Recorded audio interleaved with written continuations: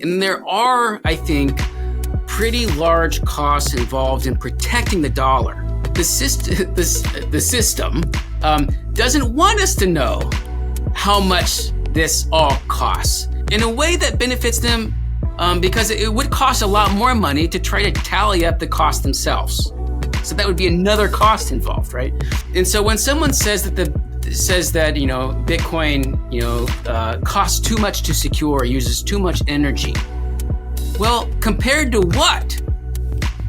And you can't say that the US dollar costs less to secure and uses less energy if the variable that stands in for the dollar's part of the equation is completely unknown.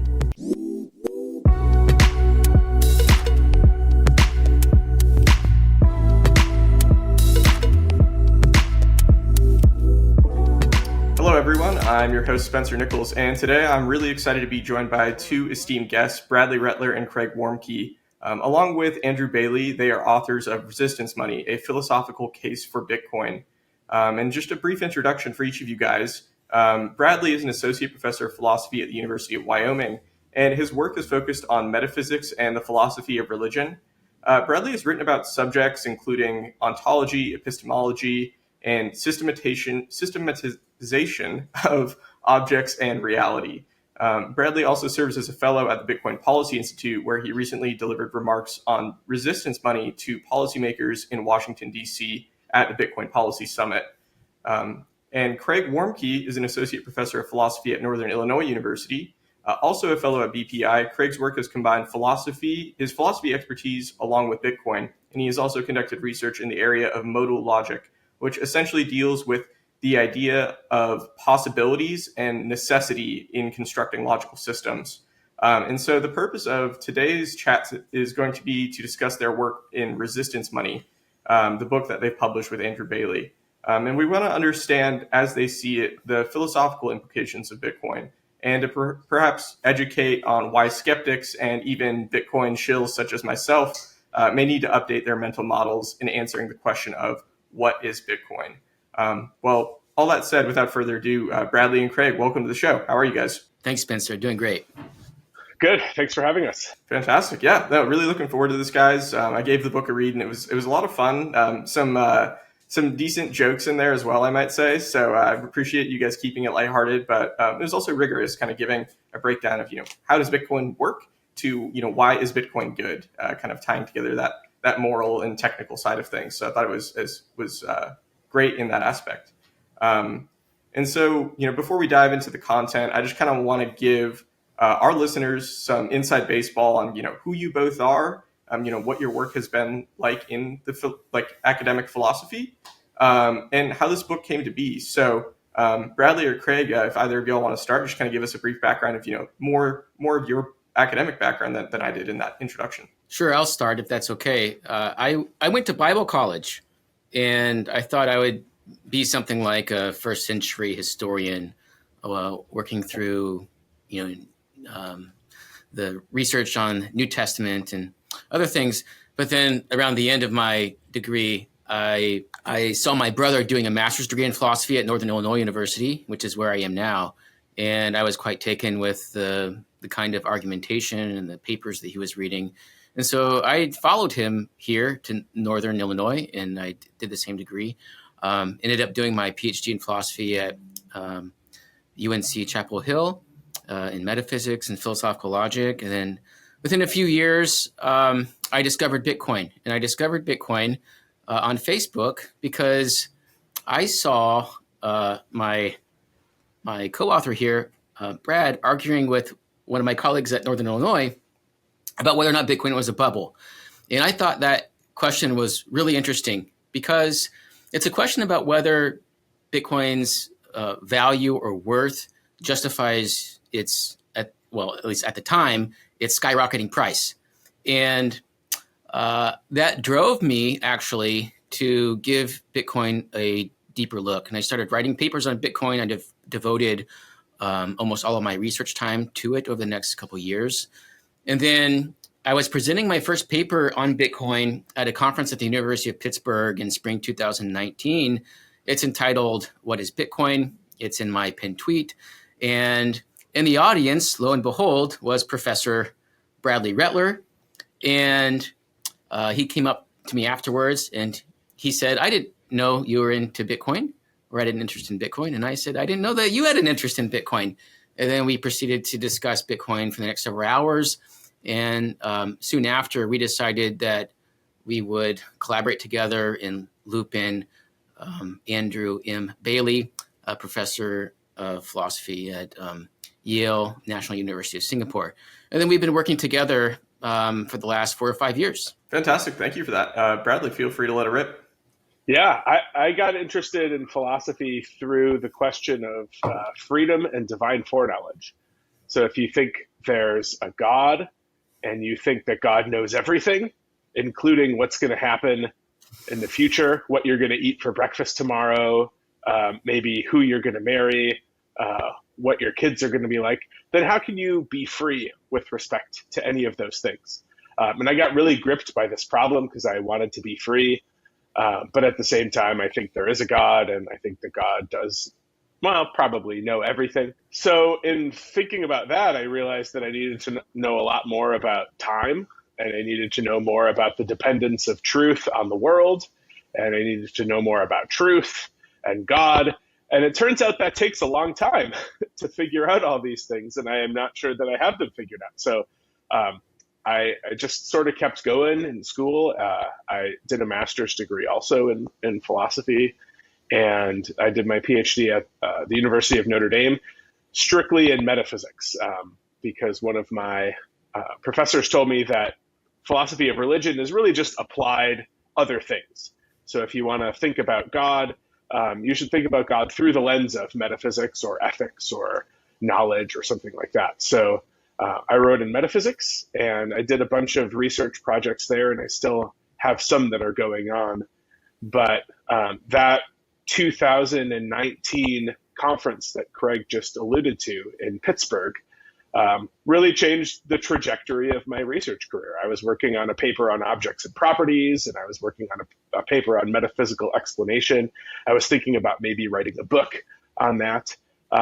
But then seeing Craig do such careful, interesting, fun work on the metaphysics of Bitcoin, marrying this interest in metaphysics with this other interest in something that's practical and fun for other reasons, kind of opened the door to me of what was possible to do with my philosophy background.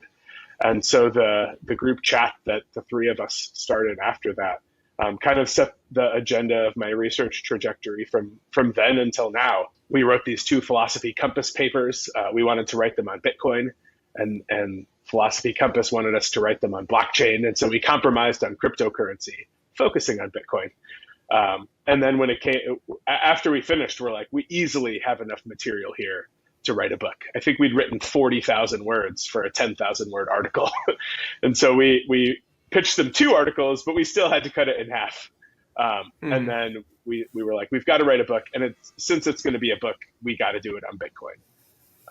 And so that's how it came to be. Yeah, fantastic. I think, in my experience operating in the Bitcoin space, it has been great to connect with people in like disciplines that I, really enjoy to this day, but we're not necessarily, Bitcoin itself, and to like see kind of that interdisciplinary kind of foothold that exists in Bitcoin has been a lot of fun for myself. And I think I see that, reflected in the journey that you guys just described as well.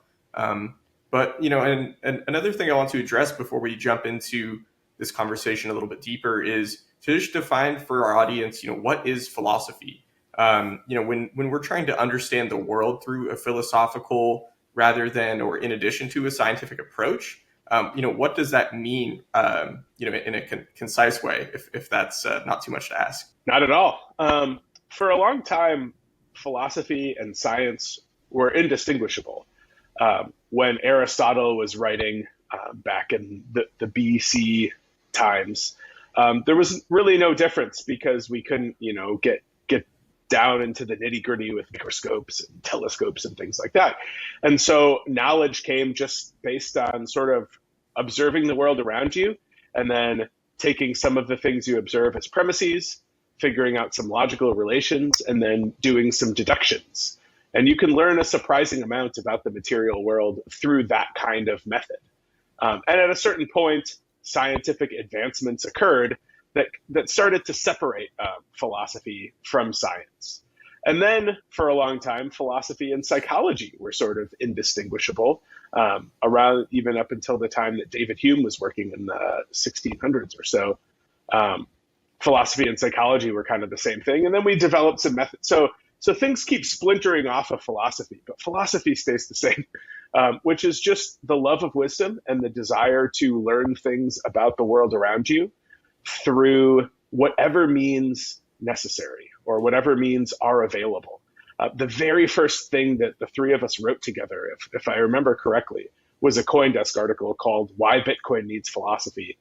And there we said Bitcoin has implications for computer science and politics and law and philosophy and ethics and science, climate science and energy science and all these other things. And philosophy is a discipline that is a bundling discipline. So you can take knowledge from any kind of area and use it as an input in philosophy to come up with conclusions about the world. And so that's how we do philosophy, and that's how we try to apply philosophy to Bitcoin. Got it. Thanks, Craig. Do you have anything to add there? It's interesting that, to try to settle on the borders between where philosophy ends and where science begins is itself a philosophical question. And I think Professor Rettler did an amazing job, and I have very little to add. Okay, great. And so now finally, to the book. Something I think that, caught my eye at first, not surprisingly, is just the cover. And I think the iconography of the raised fist with the Bitcoin symbol clenched inside is interesting. From, my understanding or my bias, I think it kind of has political connotations, kind of like in a narco-socialist sense. So I just wanted to, ask you guys, why did you choose this cover to highlight your work? And maybe what does that say about who this book is for or why you wrote it? In our experience, our recent experience, as the cover has become public, I've found that the raised fist functions as kind of an ink blot test or Rorschach test. People often from within the Bitcoin community are offended by it. And so I'd like to take the opportunity to maybe talk them off the ledge. So it does have these exact connotations that you mentioned, but there have been symbols used by propagandists for bad or ill purposes that have since been repurposed.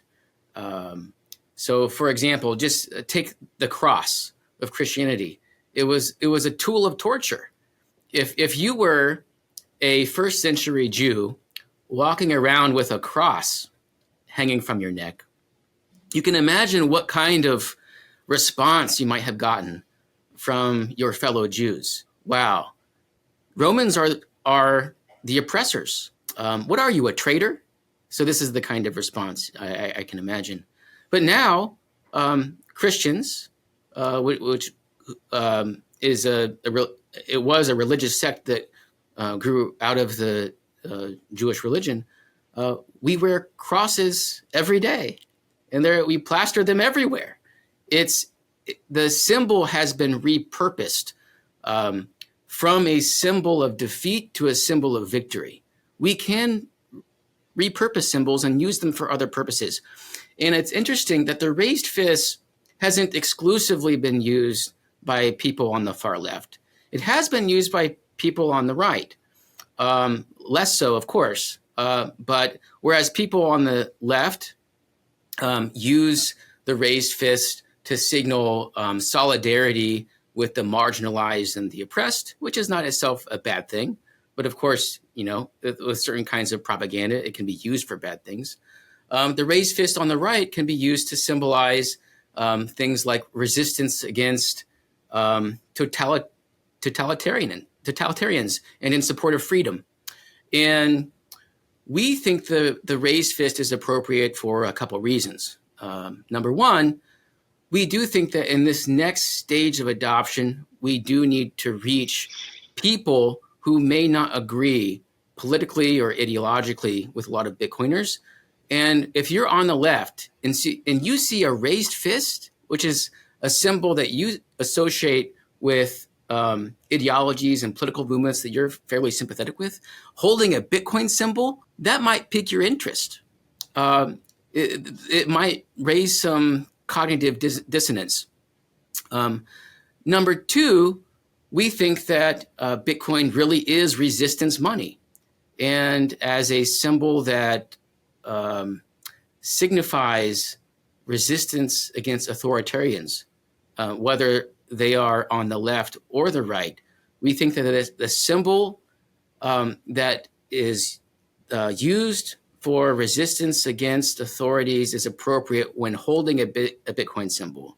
When it has the lightning bolt on the fist, it's wholly appropriate, and we can repurpose it no matter how it's been used in the past. Yeah, and I guess, Bradley, if you want to chime in here, like, it sounds like Craig is kind of saying that this cover, can appeal to both sides of the political spectrum, but maybe more of a nod towards like the contemporary left in terms of, the iconography or if you want to call it like propagandistic communication techniques that they employ. So is that correct to say that this book is framed at addressing someone with maybe a more left-leaning ideology? And that would just be an assumption of mine, given, your both of your, professional backgrounds in academia, which to my understanding is generally left-leaning as a discipline. Yeah, I think Craig is right to say that the raised fist has been used by as a symbol of resisting oppression, regardless of where that oppression comes from. So if it's the left that's doing the oppressing, then it can be a right-wing symbol. And if it's the right that's doing oppressing, it can be a left-wing symbol. And so I think you find it all over. And what's in common is resistance and a sort of fight against authoritarianism or totalitarianism or oppression. And at least when it comes to Bitcoin, the kind of oppression that we think Bitcoin solves is monetary oppression. And you can read Alex Gladstein's book on the IMF and its history of monetary oppression to see that that's something that's happening worldwide. And in some places, it's happening with this what we call a left-leaning government, and in some places, a right-leaning government. What's in common is the oppression, not necessarily the political side. Now, we wrote the book as an academic book. It has a lot of footnotes. It has a lot of references. And so in that sense, we do want it to be something that academics can pick up and understand and find sort of written in the way that they're used to reading things. On the other hand, we also wanted it to be something that you could hand to someone that didn't know anything about Bitcoin at all. And they could not only know what Bitcoin is, but be provided a framework for how to think about Bitcoin.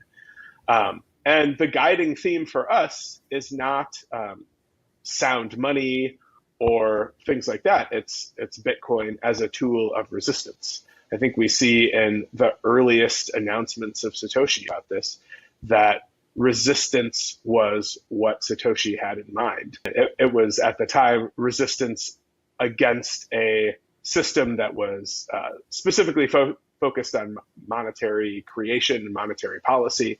But there's a reason there's no identities associated with it. We have addresses that have numbers and letters. So it's easier to remain private. There's a rotating system of miners, so it maintains a resistance to censorship. So there's all kinds of features of the political and social world that Bitcoin helps us to resist. And so when we were thinking about ways that the cover could look, we thought the one guiding theme in what we think is important about Bitcoin is resistance, and nothing embodies resistance better than that raised fist. And we should also give a shout out to Bitcoin Fool. Yeah, and I guess you guys have kind of touched upon, what it is that Bitcoin does, and that it provides a tool for resistance, simply put. But I think it's also important to ask the question of what Bitcoin is. And I want to read a quote from the book where you guys are trying to describe, what things are, so to speak. So you guys write, "What color are doorsteps? What do they smell like? And what are they made of? How hot does a doorstep burn? and this is abridged, but what makes something a doorstop is that it stops doors. Doorstops are what they do. Money is similar. Money, like doorstop, is a functional kind. And you also write, humans created money. Over thousands of years, through a complex web of evolving practices and social contentions, money emerged.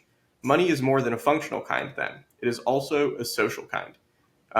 So this is a lot to chew, but I guess I'm just curious, what is Bitcoin, or what is money generally?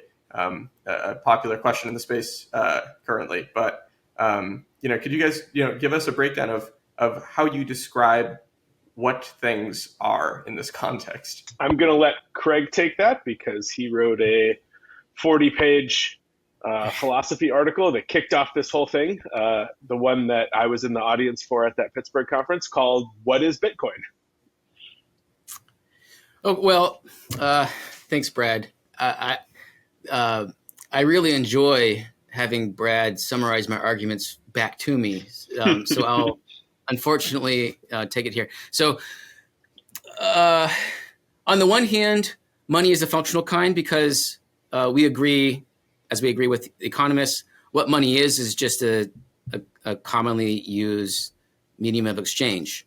And so if you use something to exchange for goods and services, and people use it commonly enough, whatever threshold that is, if there is a threshold or it comes in degrees, whatever, then you have money. So you can have cigarettes used as money within prisons. You can have shells used as money, precious metals, bills, and so on.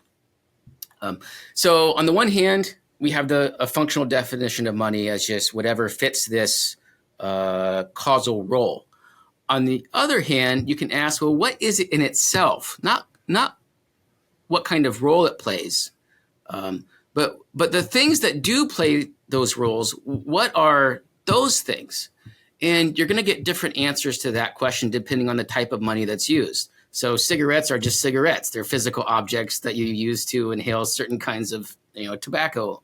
But so it has a 20 on it, but it's a single thing. So the $20 are not identical with the bill. The bill signifies 20 somethings, 20 units of dollars. And what are those? Where are they?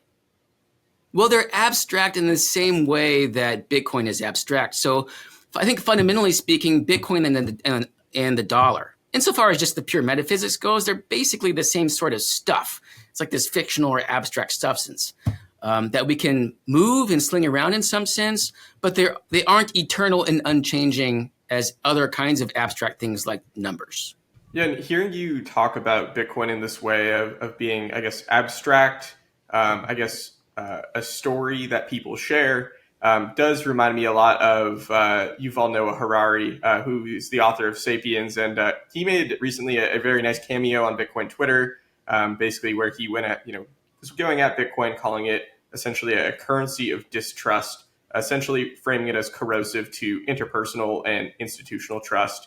And I'm taking some liberties here in kind of summing up his point of view, but he's also well known for arguing that institutions such as language, money, and corporations themselves do not exist, but exist in some type of imaginary space. And I guess it sounds similar to the way that you were framing your understanding of Bitcoin, Craig, and how it is a social kind, in a sense. And so I guess if you guys have any response to Harari, I know he was kind of getting roughed up a little bit on Twitter, maybe an olive branch, or maybe you want to join in on the fun. But nonetheless, I'd be curious if you guys have a critique of his point of view, or if it differs from what you just described, Craig. I think it does. So I pulled up the tweet to look at this. He says the purpose of money is to create trust between strangers. Okay, you might quibble with that. The purpose of money is to enable cooperation and to solve the problem of the coincidence of wants, to have some sort of commonly accepted medium of exchange, so that if you have eggs and you want a mattress, you don't have to find someone who has a mattress and wants eggs. You can, have this common thing that you can denominate it.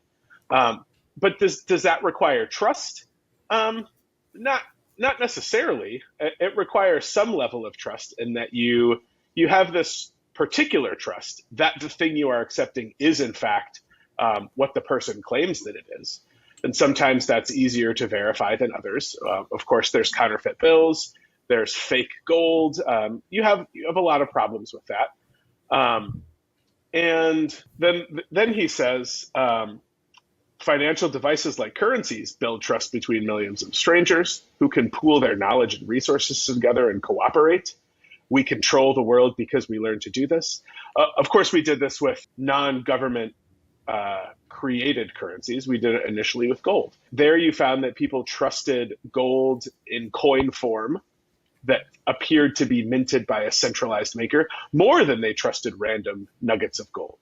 And so maybe there is something to this idea that trust is important. He then says, if we lose trust in human institutions, this will limit the amount of money, handicap economic activity and cooperation. I hope we find a way to build trustworthy human institutions.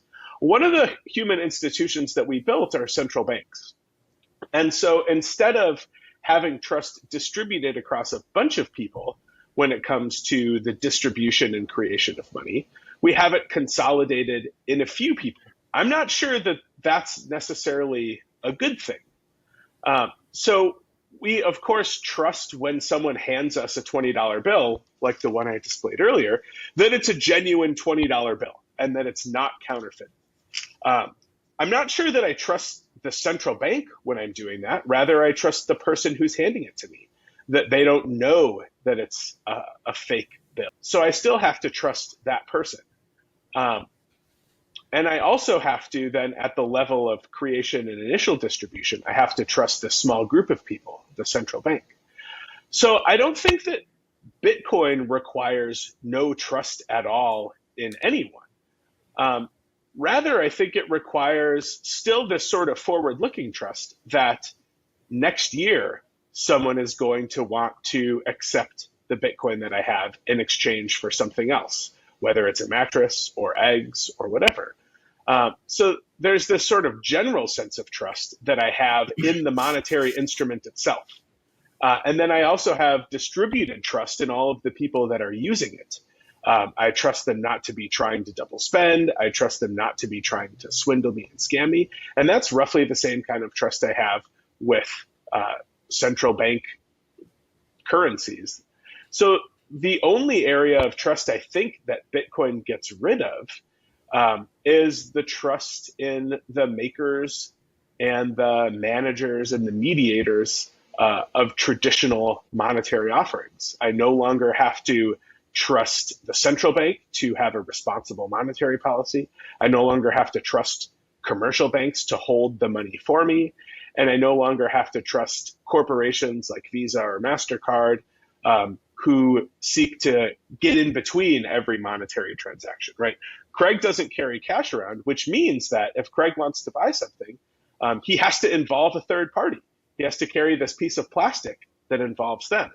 And Bitcoin is like physical cash in that we can transact it directly peer-to-peer, but it's unlike physical cash in that it's not made and introduced into the world by a central bank. So I think Harari just kind of misses the point of what aspects of Bitcoin do and don't require trust.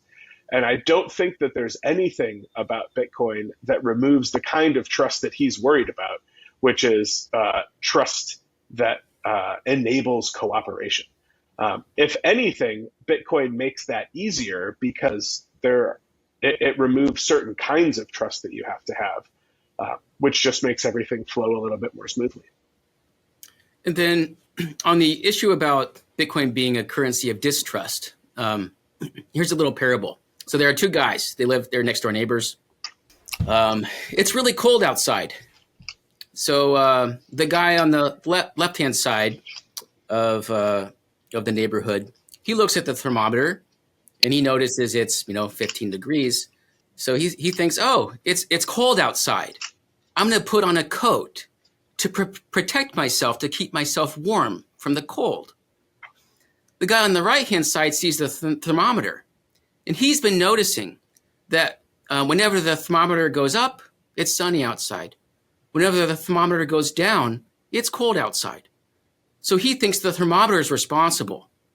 So he just reaches out the window and grabs his thermometer and smashes the thermometer. And he doesn't go outside and he doesn't put on a coat. That's Harari. He thinks that the measure of distrust is what's driving distrust.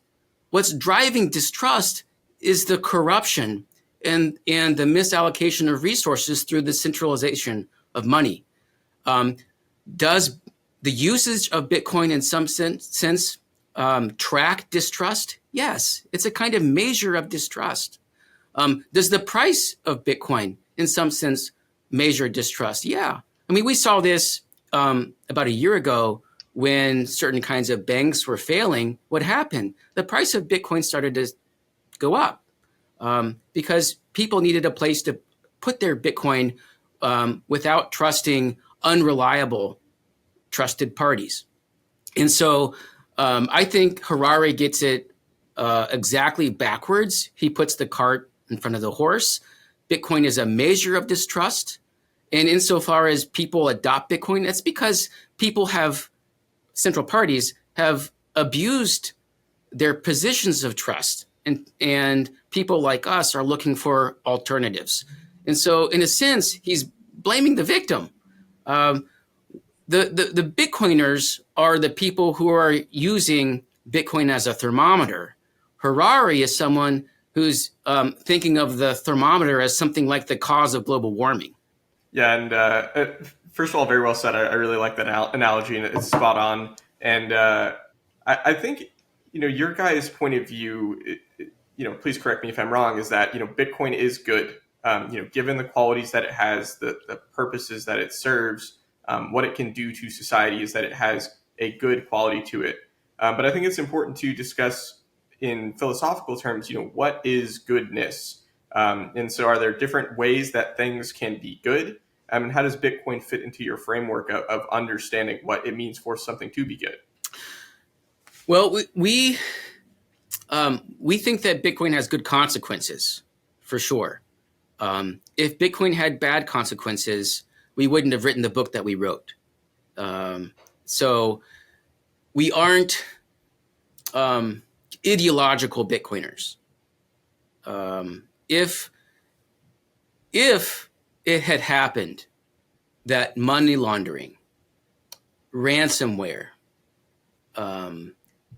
certain kinds of hacks, sanctions evasions, if it had happened that Bitcoin enabled more of these kinds of wrongdoing to a greater extent than it does, to such a greater extent that the harms of Bitcoin overall swamped its benefits for humanity, then maybe we would have written an anti-Bitcoin book. And I think that's because, I don't want to put words in Bradley or Andrew's mouths, but I think that they would agree with me.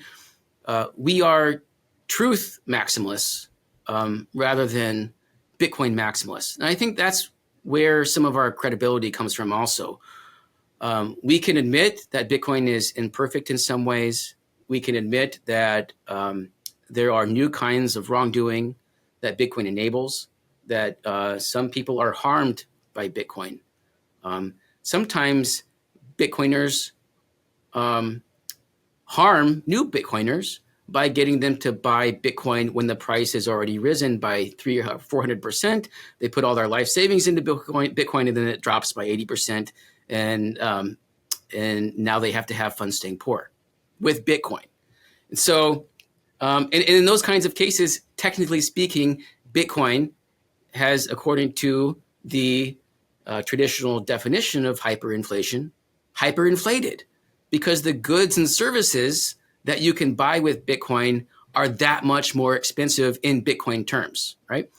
But we think that the world overall is not like this, that Bitcoin is not overall like this, that when you look at the consequences of Bitcoin, that Bitcoin is overall good in the sense that it has good consequences. Now, that doesn't mean that we are in the subdiscipline of philosophy, ethics, that we are consequentialists, that the good just is, or the right just is traceable to whether or not something has good consequences or not. No, it's just that we want to make an empirically based argument about how Bitcoin is affecting human beings, about how it's affecting the world overall.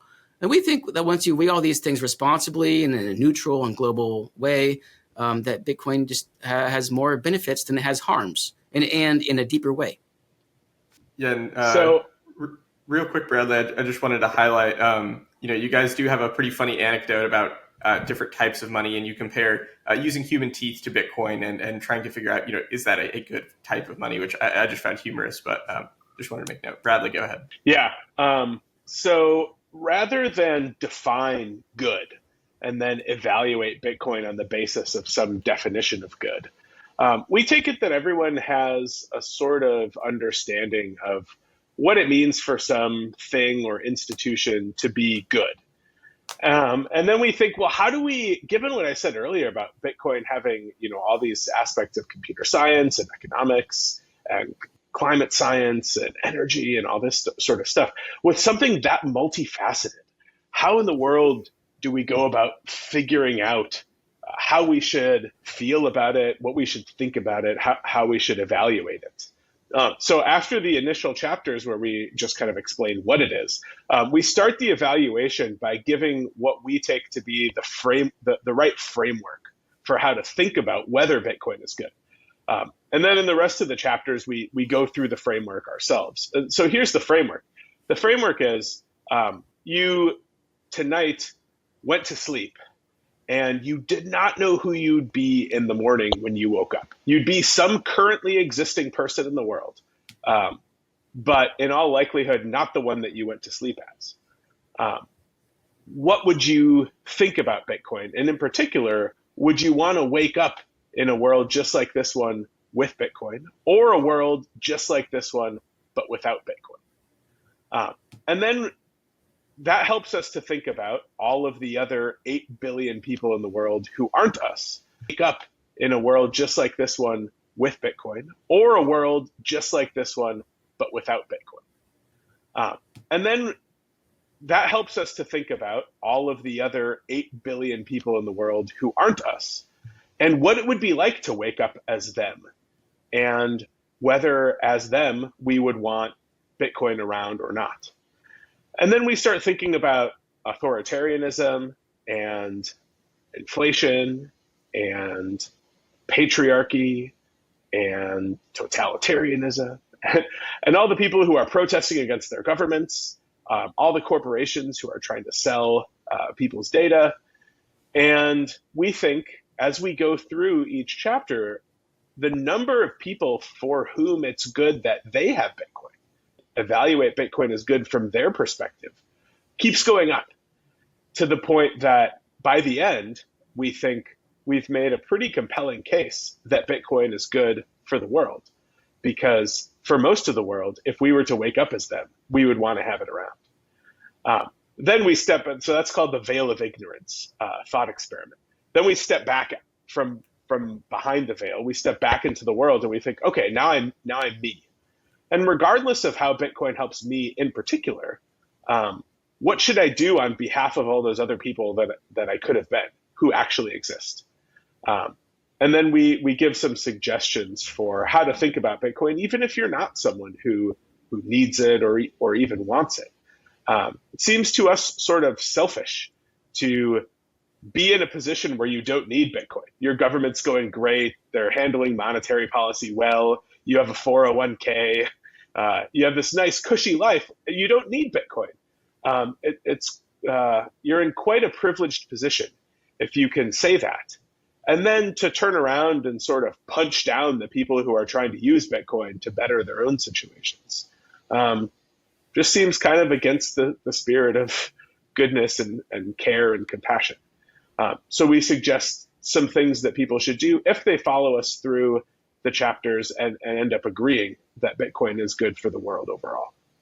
Yeah, and I think that veil of ignorance that you spoke to is such an effective method for getting people to leave their biases at the door. In my experience, I find like in my life, I found my kind of ideologies were almost caused by how I conceived of who I was in society. In a way, it's like there are certain identities that I maintain, and those kind of inform the types of ideologies that I can then claim as my own. And I try to be conscious of that, but I do find that to be leaving that identity at the door does kind of help like take that away and just make it a lot simpler to like think through, okay, what are the costs and benefits to this, not what is my emotional reaction based upon how I perceive it suits my identity or not.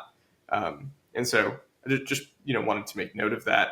And something, Bradley, you mentioned is of course monetary policy. When to bring it back to Harari, he did say with Bitcoin we might be limiting the amount of money in the world, and he describes it as a bad thing. I would argue not to be the case. I think he's conflating money and wealth, or that would be my assumption anyway. But and I think our podcast listeners probably have a very clear delineation of Bitcoin. They sacrifice stable pricing for a stable unit of currency, and that 21 million Bitcoin is fixed, and so there is kind of that trade-off between the two. And I think as philosophers, you guys may have an interesting perspective on the concept of justice. And something I think about with Bitcoin is, what does Bitcoin mean in terms of its monetary policy when it relates to intergenerational justice? I kind of think of inflation as being a means of kind of diluting the value of our future to a degree. And so I'm curious if you guys have thoughts on kind of this intergenerational justice aspect of monetary policy. And I think it's something that is underexplored, yet I think also would be appealing to people that have been Bitcoin skeptics as they try to, I think, take a more long-term view of the world traditionally. Yeah, so intergenerational justice is not a term that I've heard before, but I like it. So the way I'm thinking about it, it has to do with people who have benefited from something, then sort of making sure that others can benefit from it as well. So we often get these intergenerational conflicts that give rise to intergenerational insults like, okay, boomer. And we have people who are maybe who were able to buy a house and now have made the conditions such that it's impossible for people who are at, let's see how to parse this sentence. It's impossible for people now at the age that they were when they bought a house to currently buy a house. So you benefit from something and then you sort of kick the ladder out from underneath.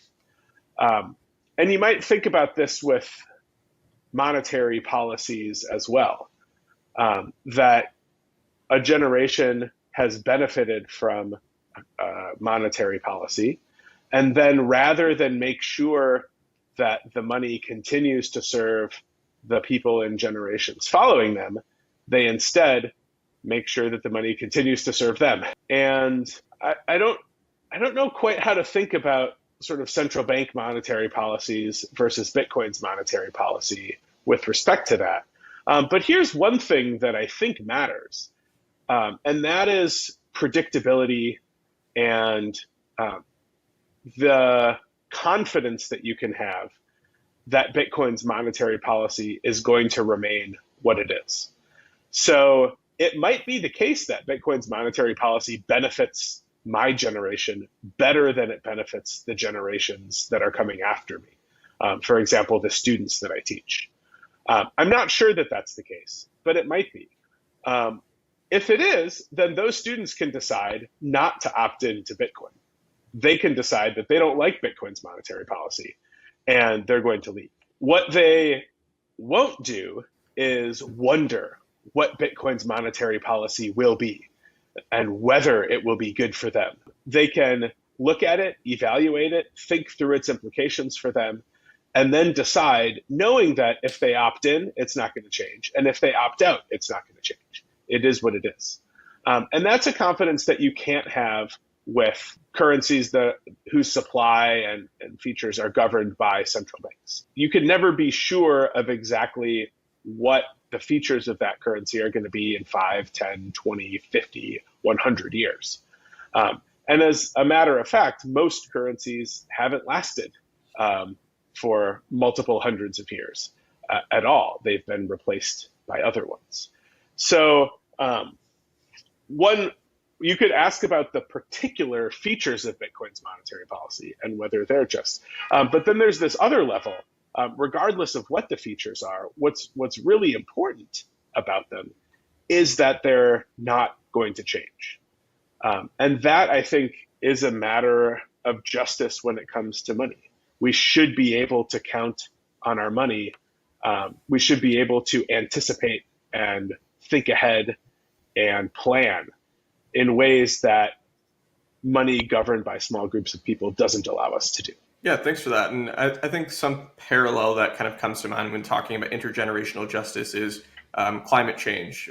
For instance, people can reap the benefits of using cheap energy with negative externalities now, and those externalities may compound in the future or not be, that burden may not be, bared by a future generation.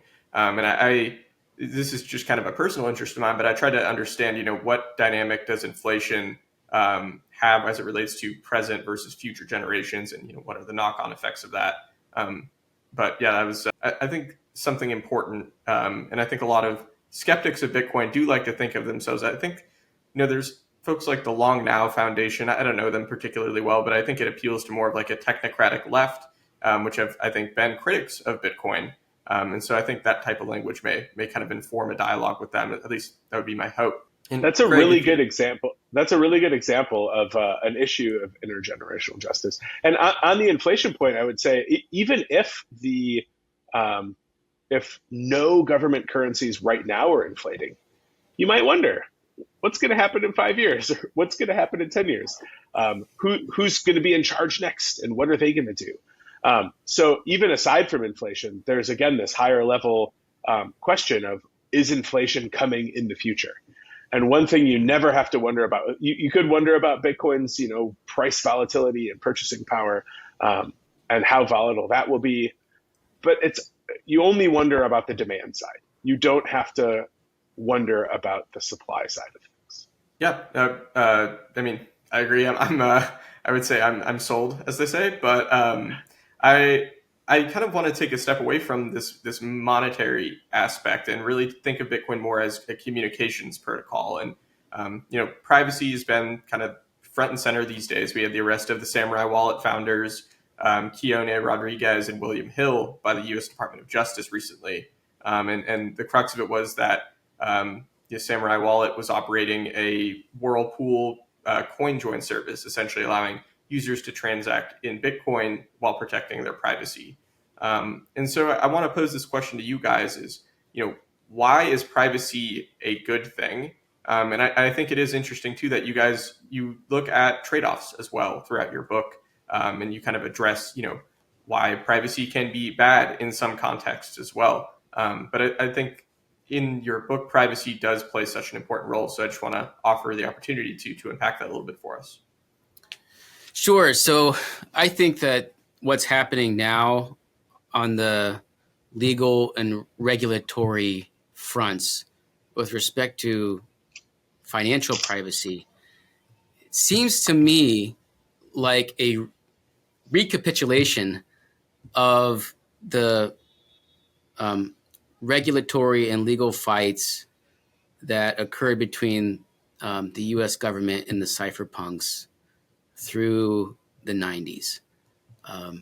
So what was happening then was about the privacy of communication and whether or not the government would respect our right to private communication, sending information privately amongst people, not only within our borders, but maybe outside our borders also.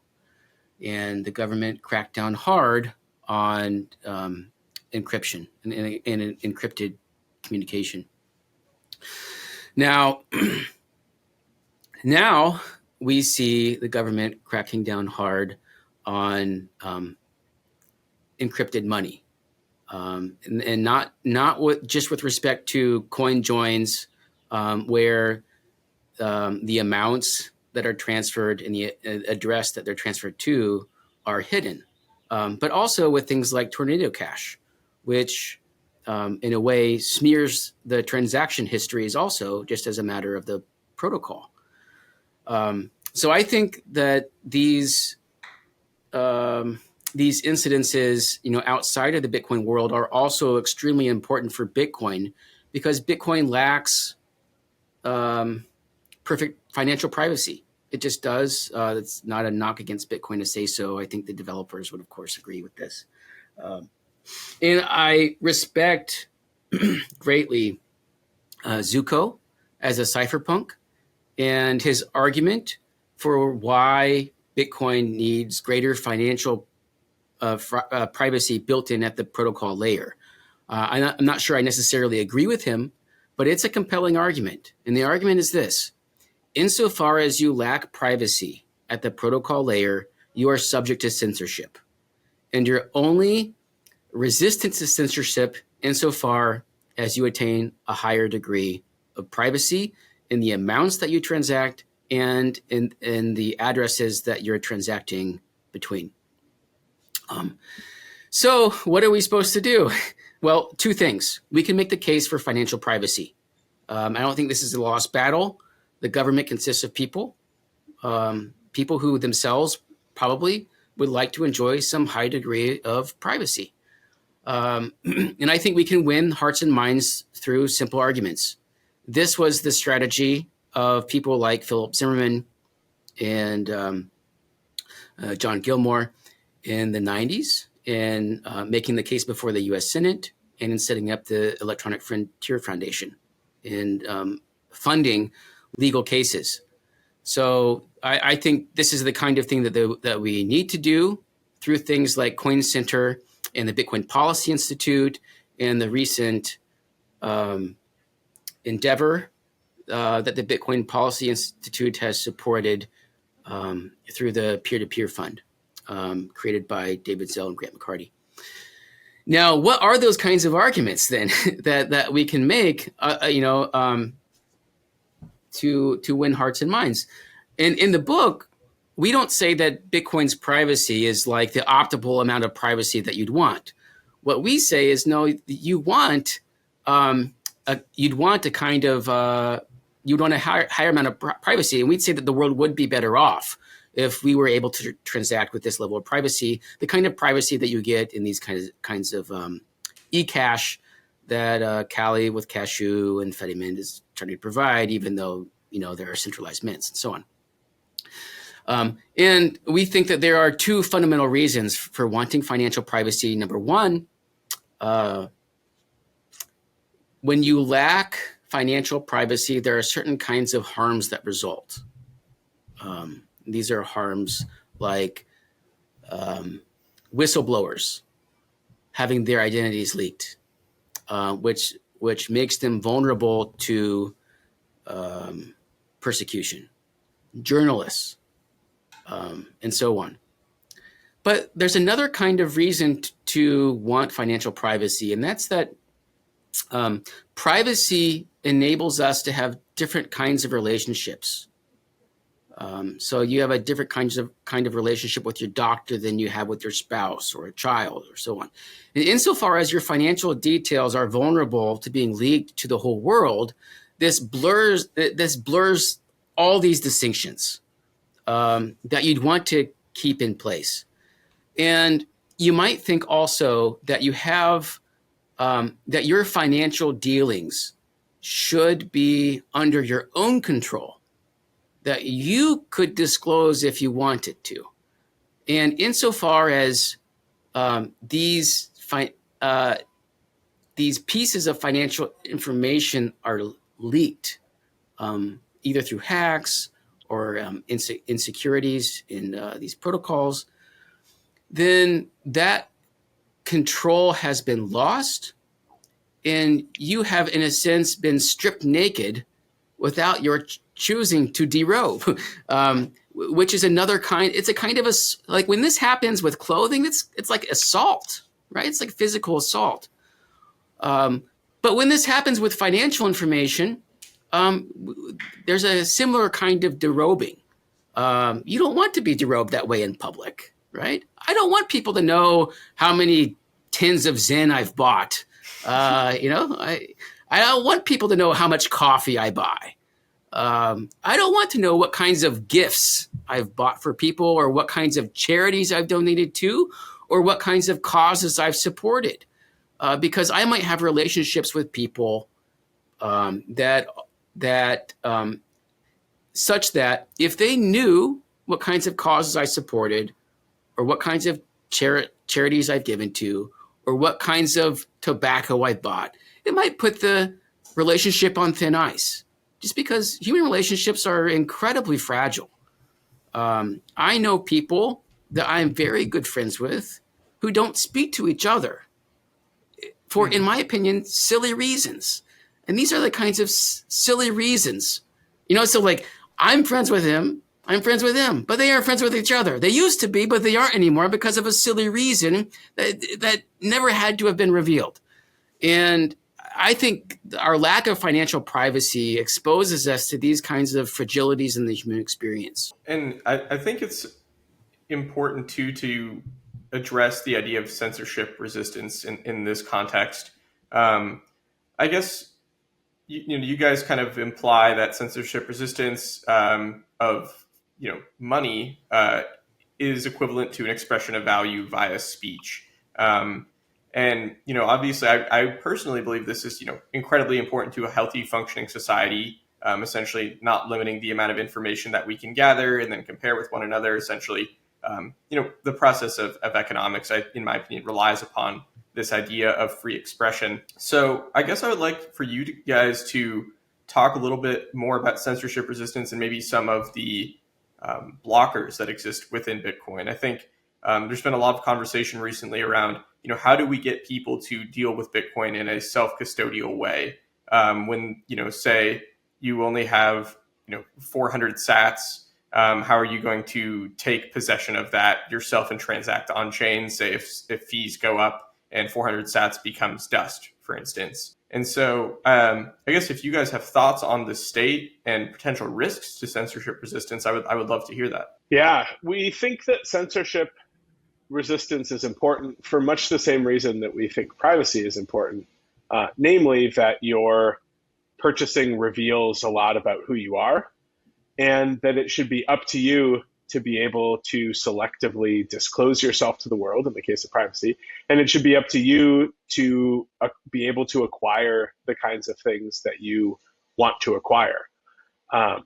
And censorship occurs in the monetary context when someone blocks you from either buying anything at all, they just blacklist your account, or they block you from buying certain kinds of things. So maybe a company decides, we're not going to allow you to use money through us to purchase guns, or to purchase pornography, or to purchase gender affirming drugs, or something like that. Or they block a certain recipient.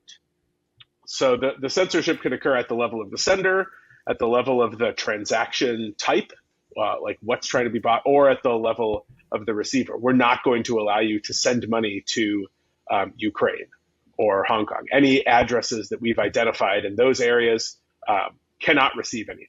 So we think that the very long time standard of cash is a good guide to what kinds of features we should want digital money to have.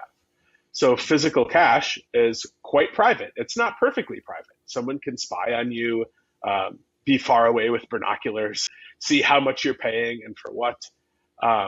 And similarly, Bitcoin has privacy constraints too. Censorship resistance at physical cash is roughly, it's peer-to-peer. So it has the kinds of censorship resistance that physical cash, Bitcoin has the kind of censorship resistance that physical cash has in that sense as well. There's nothing built into the Bitcoin protocol that allows anyone to censor. Now, Bitcoin does differ from physical cash with respect to the ledger. Transactions happen peer-to-peer, but they're broadcast and nodes have to verify them, and then miners have to publish them. And nodes could refuse to verify, miners could refuse to publish. Thankfully, there are some features built into Bitcoin that make it really, really unlikely that any sort of censorship is going to last very long. One reason is that you can use some of these mixing services to put your Bitcoin at a new address that won't be identified as one that can't be transacted with. And then also, there's a rotating cast of miners that publish these transactions. And so if one miner decides we're not going to publish transactions that include marijuana sales, no problem. Even if they win a few blocks in a row, eventually your transaction is going to go through because the miners are incentivized to include it. So at the protocol level, Bitcoin is highly censorship resistant. There are extrinsic features now in place that make that a little more risky. And so you're talking about the fees getting so high that these 400 sat transactions just aren't going to be able to happen because there's not, you're going to have to pay more maybe to send the transaction than the transaction actually is. And so at many points in the book, in the privacy chapter and in the censorship resistance chapter, we issue some calls to some challenges to Bitcoin developers and to developers that are building things on top of Bitcoin. And so we want to make sure that layer 2 protocols like Lightning have the features that we like about Bitcoin. And sometimes that takes extra work. Sometimes it's hard. Sometimes it's not so hard to do, but it's hard to do in a way that looks nice and that makes it easy for people. And one of the things that we find is that people will voluntarily give up their privacy if it just gets too hard to maintain. And so we hope that it would be easier to maintain privacy on Bitcoin than it currently is. And similarly with censorship resistance. It's important that people are able to make decisions about their own uses of Bitcoin. And so it's important that there not be censorship introduced at any point, whether maliciously intended or non-maliciously intended. Yeah, no, I think working with Bitcoin Magazine, I think this is something Shinobi, our technical editor, has really been harping on lately is we have this kind of slew of L2s coming to the market. And essentially, this may be an oversimplification of his point of view, but essentially these are, you need to trust these, quote unquote L2s. They don't have a trust minimized means of exiting that L2 back to the base layer. And my hope is that we will see more serious conversations about how do we enable trust minimized layer 2s and means for people to take Bitcoin into self-custody and use it in a self-custodial manner because, it's not easy, first of all, just to use Bitcoin. And I think it's even harder to try to manage a Lightning node, for instance. And of course, the economics come into play as well. So I think that's first of all fruitful, I think, an area of exploration, but one also I think is of critical importance right now. And a lot of people are thankfully looking at this. And I think the last kind of aspect of the book I want to touch on is Bitcoin's security and its use of energy. And I think, my favorite way of describing the quote unquote energy debate is in Nick Carter's article titled "The Frustrating, Maddening, All-Consuming Bitcoin Energy Debate." I think I've banged my head against the wall a few times trying to refute some of these claims in the past. But I don't want to rile you guys up needlessly. But, what is your perspective on the topic? I think that there's an interesting conversation to have around, why use energy and also how much energy does a non-Bitcoin monetary system use to, I guess, maintain itself over time. And so I suppose it's broad, but can you first of all maybe explain why we need energy, what it does for Bitcoin, and then maybe we can compare that to the fiat system and its use of energy or not? Oh, great question, Spencer. So without a central authority to decide what the next block of transactions is going to look like, You need to make block production costly. So these are the Sybils that you want to block. So you need an anti-Sybil mechanism to make block production costly. So what can you use? Bitcoin uses proof of work. So you have to use computation, which requires, energy or electricity to produce blocks. And this is how Bitcoin makes block production costly. And that's a good thing. Proof of stake makes block production costly in another way.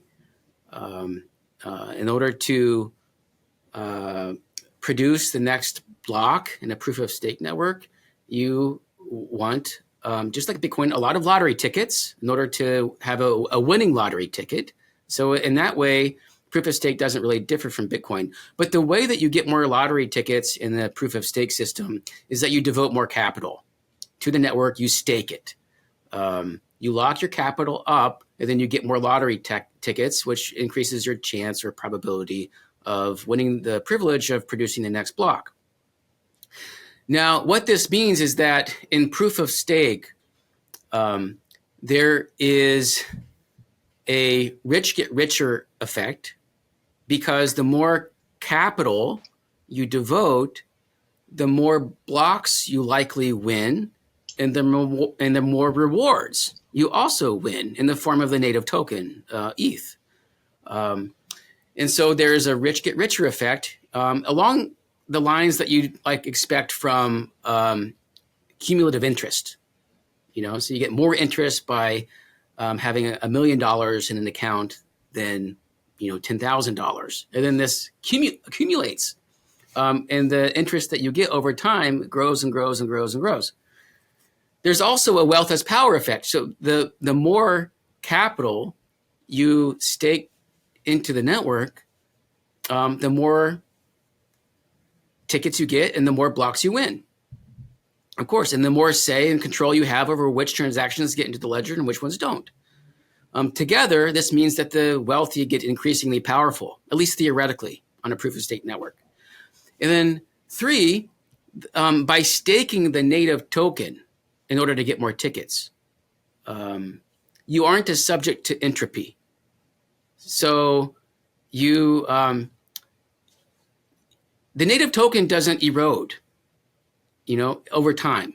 It doesn't fall apart. It doesn't disintegrate. Bitcoin miners do. So Bitcoin miners have mass. They're subject to entropy.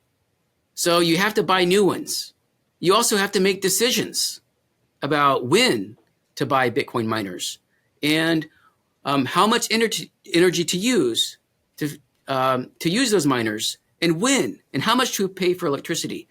So Bitcoin's physical footprint in the way that it makes block production costly and serves as an anti-Sybil mechanism gives rise to a more constant churn in the power players over block production.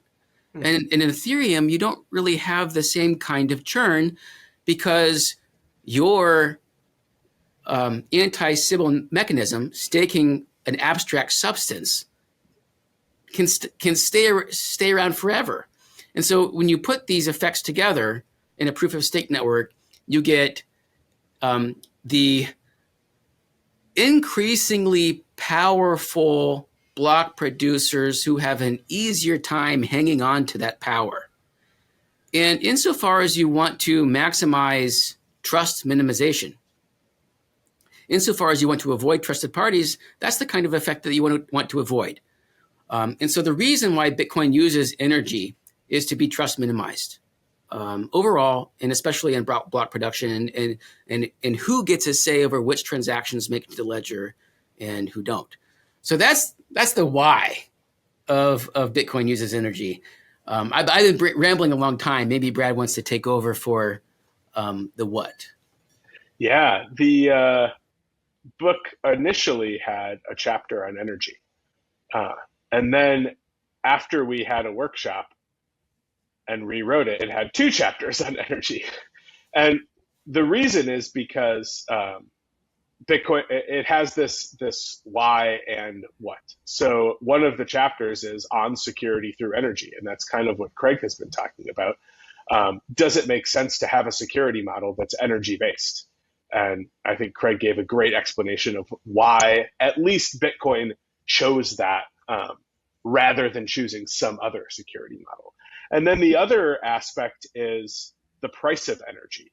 So what are the trade-offs for having that kind of security model? It's great for Bitcoin security, as we have seen. There has not been a successful double spend of Bitcoin. So the security model is working really well.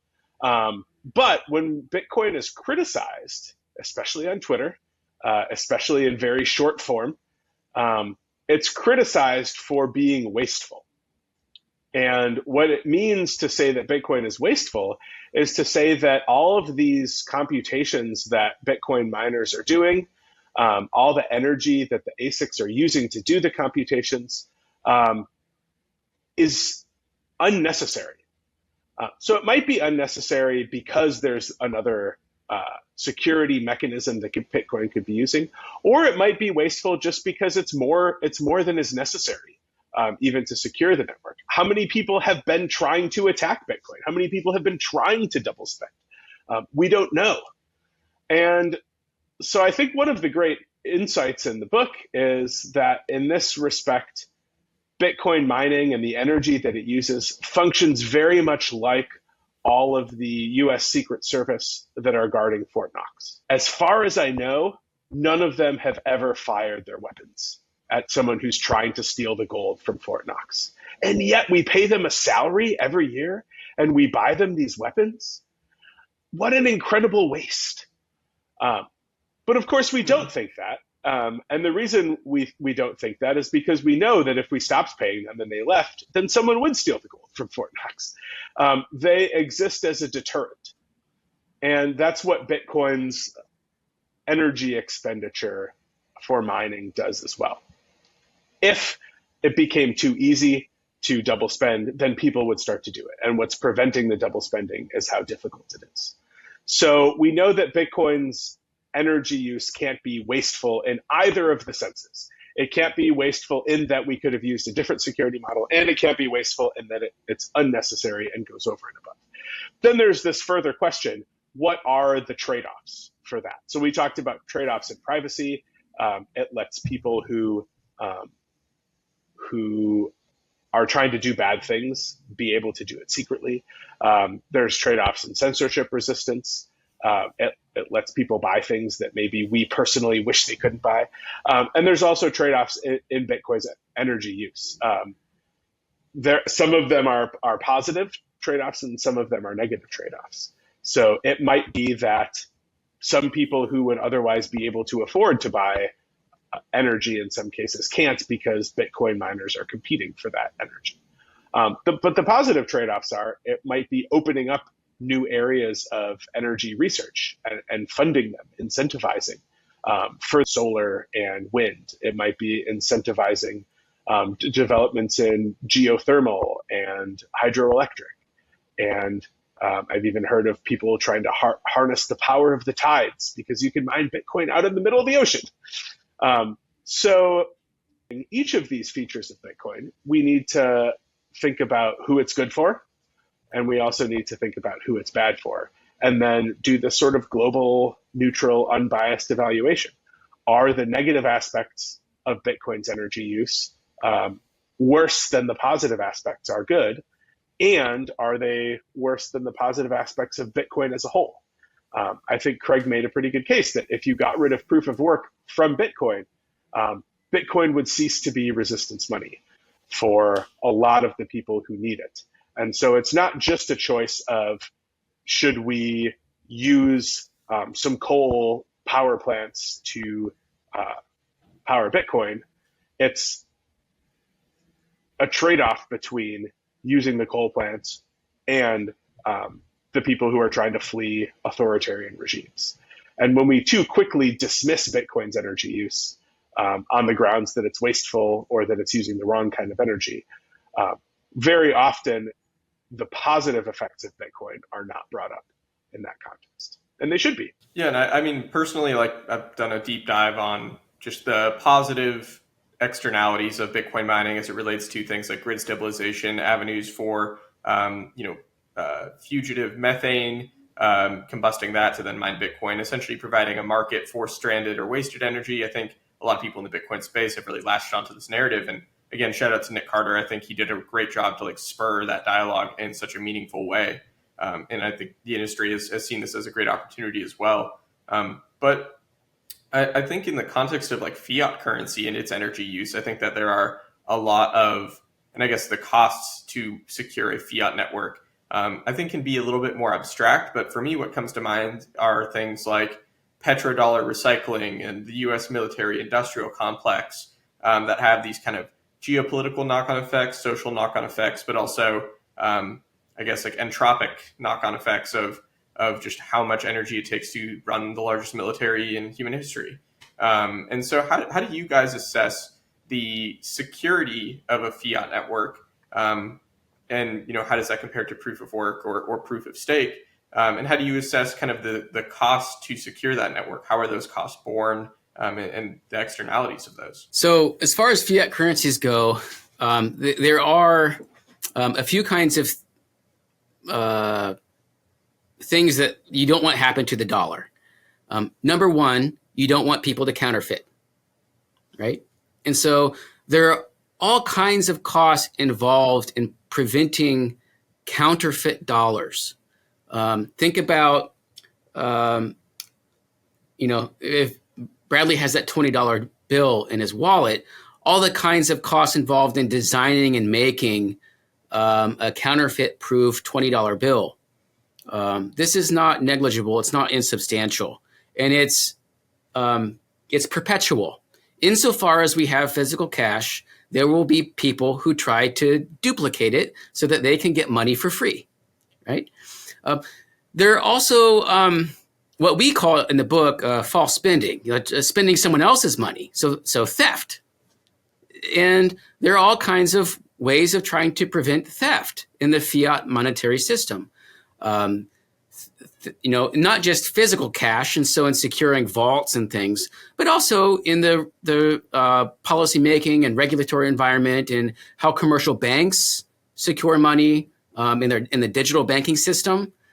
And then there's another kind of cost, which I think you hinted at, Spencer, which regularly goes unmentioned in bigger, more public discussions about security costs, and that's, look. If people just stopped using the dollar worldwide, what would happen to the United States? The dollar is it's one of our biggest exports. It has been called our biggest export. It's what we export to the world. And so if people stop using it, what would happen? And there are, I think, pretty large costs involved in protecting the dollar and getting people to use the dollar and buying treasuries and buying U.S. debt to support the dollar system. Now, can you add all these costs together without knowing what they are in protecting against counterfeit, and protecting against theft, and in protecting the integrity of the dollar system overall? No, the costs are obscure, and they're not just obscure, they're obscured. The system doesn't want us to know how much this all costs, and in a way that benefits them, because it would cost a lot more money to try to tally up the costs themselves. So that would be another cost involved, right? And so when someone says that Bitcoin costs too much to secure, uses too much energy. Well, compared to what?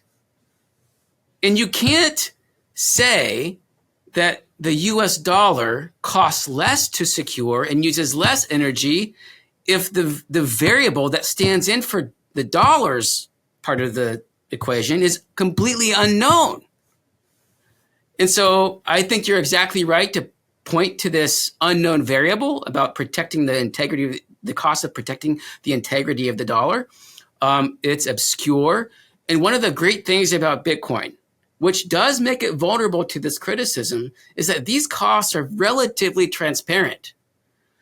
We know how many Bitcoin are released in the issuance schedule per block.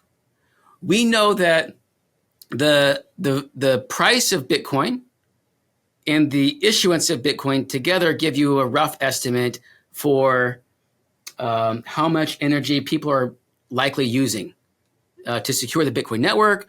We have a rough estimate for how many Bitcoin miners are out there, how much they cost, where they are, and so on. And so we can calculate this cost. It's not obscure, and it's definitely not obscured because there's no central party trying to hide this figure.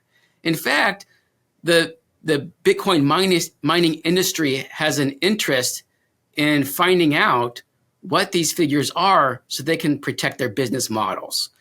And so these are two very different ways of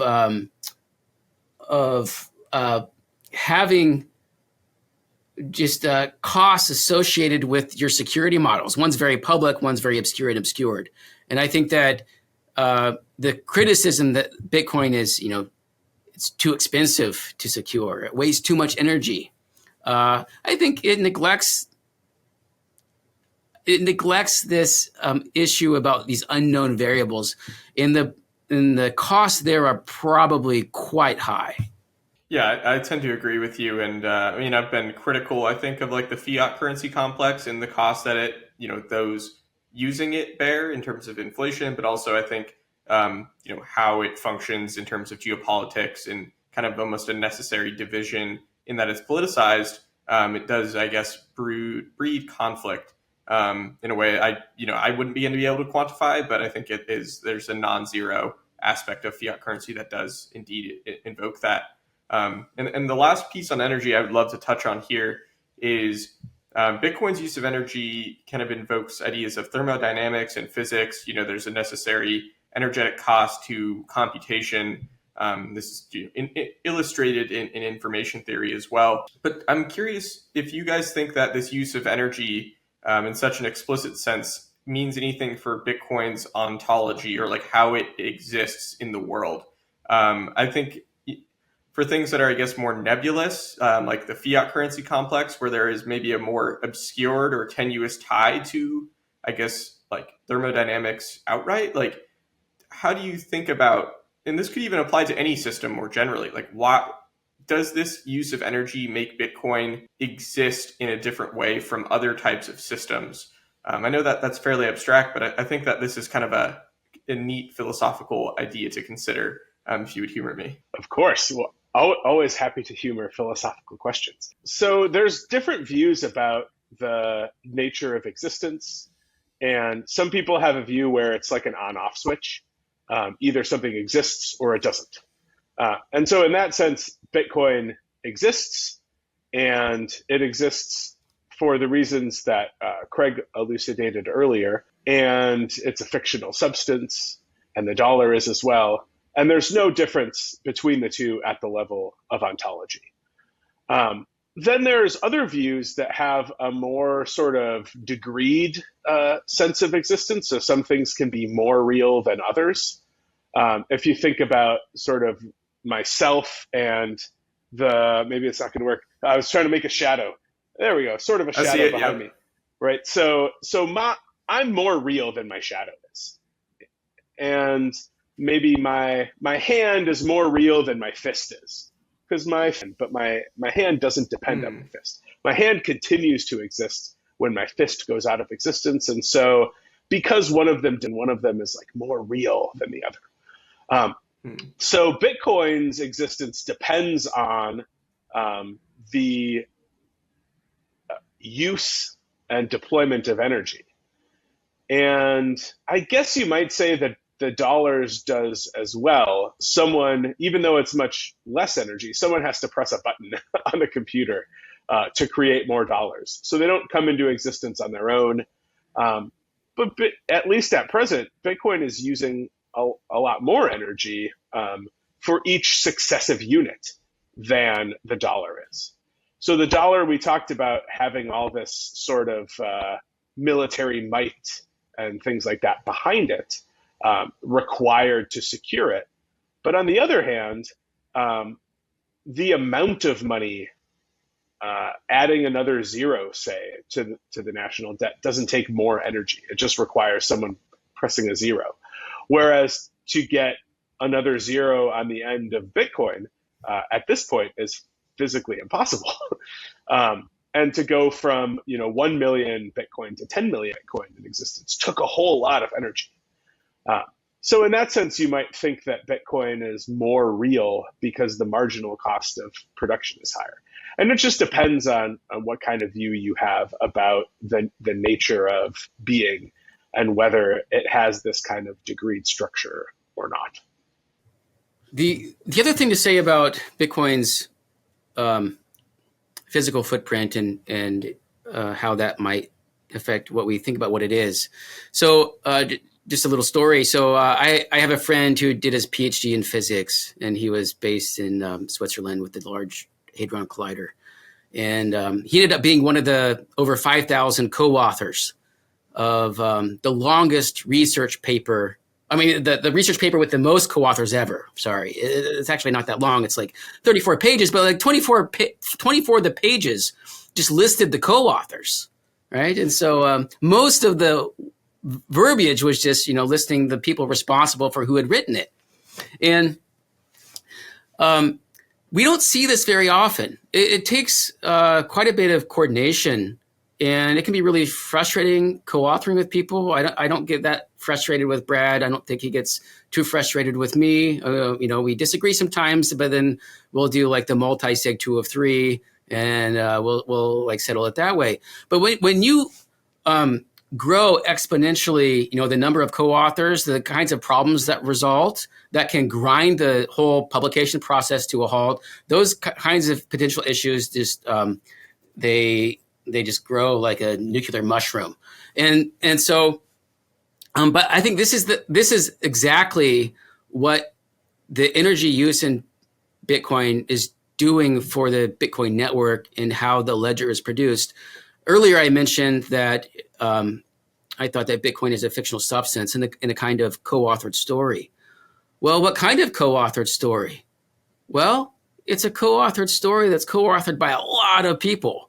Everyone who submits this transaction to the network that it eventually gets it validated and published in a block is a co-author. Their phone or their web app produced that text at their behest, and it was published. So miners are competitive publishers, and that was published. And so everyone who uses the Bitcoin network to transact is a co-author of the Bitcoin ledger, and there are millions of us. We put that physics publication to shame when it comes to the world record for hyper authorship, or hyper co-authorship. And I think that's ultimately what the Bitcoin network is doing. It's decentralizing the publication process. And so when you look at the energy use, it's enabling us to coordinate in co-authorship on a massive scale. And it just so happens that because of the network architecture and because of the features of what we're publishing together, that we can use it as money. And it's a really beautiful thing. Yeah, I absolutely agree on the fact that it is indeed beautiful. And I think that there's so many psychological implications of having this ability to participate in authorship. I think like having the ability to like self-author your own story, I think has like a very positive ameliorative psychological component to it. And I think that also like going back to Harari is like he's framing Bitcoin as a currency of distrust, but I think at the end of the day is it's forming a co-authorship on a scale we've never seen before. And if you don't want to call it trust, that's fine by me, Harari. But at the end of the day, I think it is like very. I would argue a very clear net positive, which is part of the reason why I show up to work every day is like Bitcoin. I think does have those qualities to it. Well, I know we've been covering a lot of topics here in relatively deep depth. If there's anything that you guys want to touch upon that you thought, was omitted that might be important, happy to do so. But I will also just say it's in here for folks who want to read it. And so I encourage people to check out Resistance Money, A Philosophical Case for Bitcoin by Brad Craig, as well as Andrew Bailey. But with that said, is there anything that you guys felt like, we really should address, or any parting thoughts you have for our audience? I wanted to say one last thing about Bitcoin and energy. So I said that we started off with one chapter, ended up with two chapters.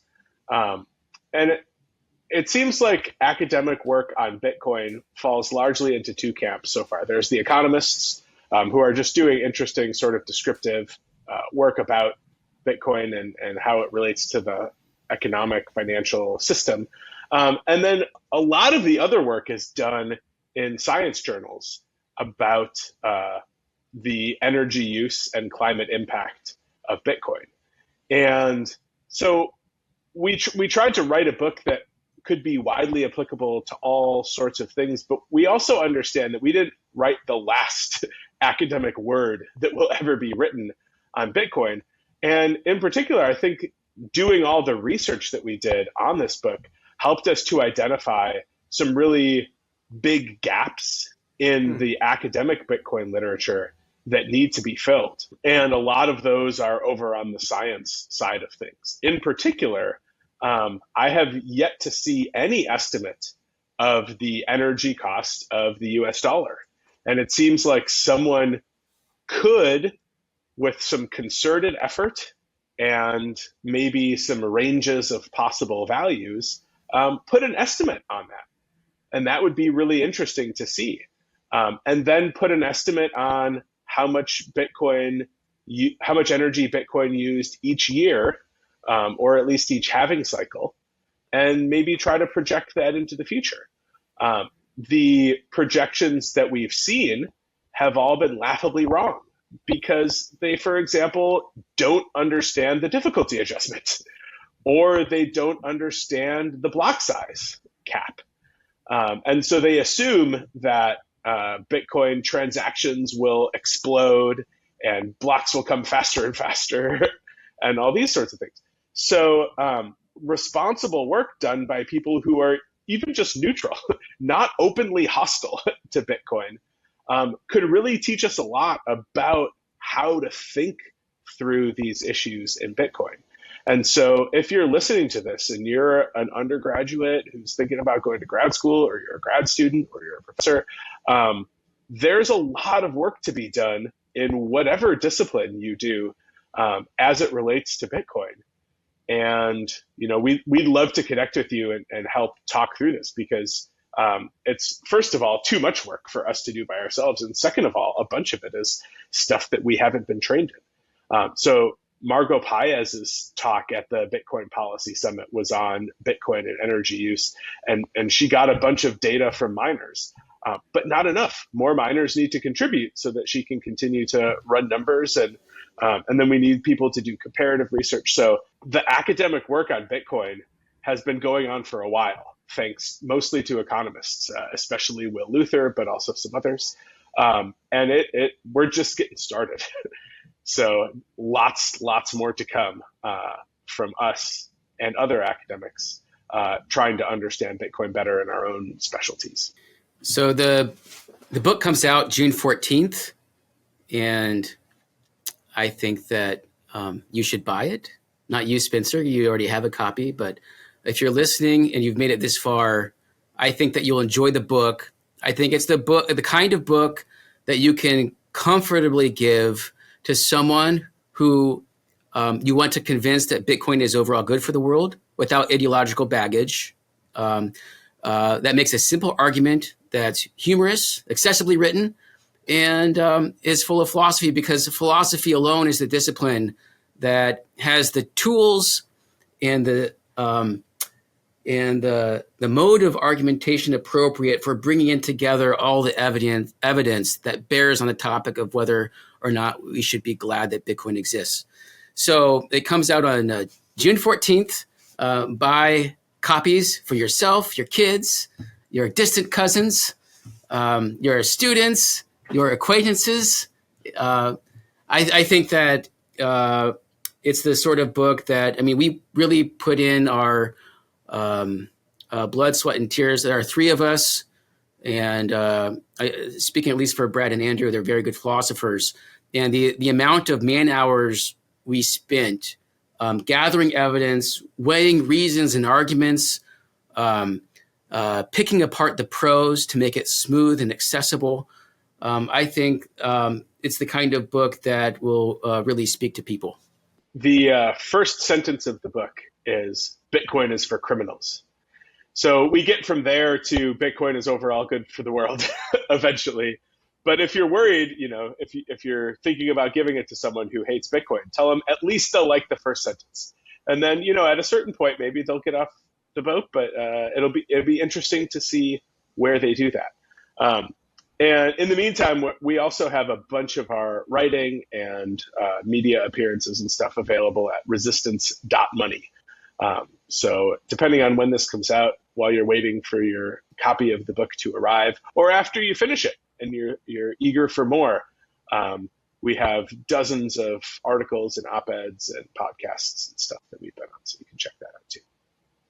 Fantastic. Well, I really look forward to hearing the response to this book. I think that there is a fair chance that it could bring people into the conversation that had not necessarily engaged in a good faith manner or who had declined to engage.